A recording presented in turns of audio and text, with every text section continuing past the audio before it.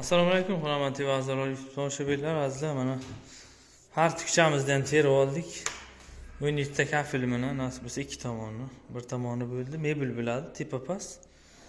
Va bu tomonimiz ham tepa-pas, mebel bo'ladi, nasib bo'lsa. Terib oldik mana. Cho'tka qilib, uruning lazerlay olib hammasini. Kafilimiz 60 ga 30 lik.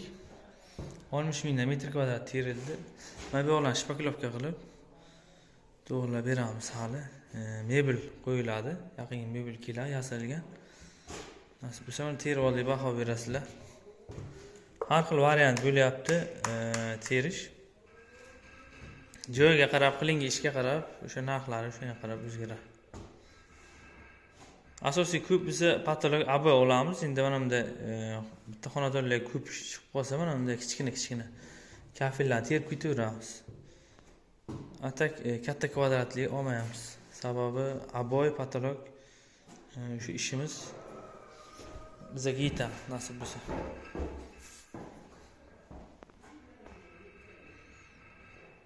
Mebel bo'ladi, tepa-pas, bu ham tepa-pas mebel bo'ladi. Shu mebel chakamiz chizib berib ketgan, o'sha bo'yicha terdiyman.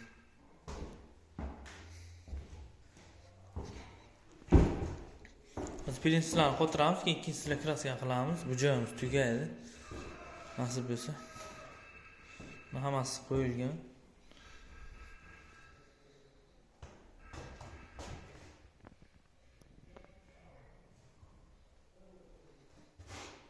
Savol takliflar bo'lsa yozaverasizlar, azizlar. Ish jarayonimiz davom etyapti. 9 ta xonali xonadonimizda ish jarayonlari davom etyapti. Nasib bo'lsa, o'z tandir o'choq ham qurilyapti. Mana shu yerda u jarayonlarni ham hurmatli YouTube kanalimizda chiqaryapmiz. Kuzatib boringlar, qiziqsangizlar.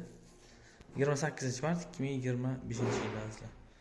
Omon bo'linglar, qisqacha obzor bo'ldi. 2-3 kundan keyin taxtasini olib tashlaymiz. Tozalab zaterka bo'ladi. Fuga qilamiz, ya'ni o'rta qismlar to'ldirib chiqiladi. Rahmat barchaga, topganlaringizga Alloh baraka bersin hammaga. Rahmat, sog' bo'ling.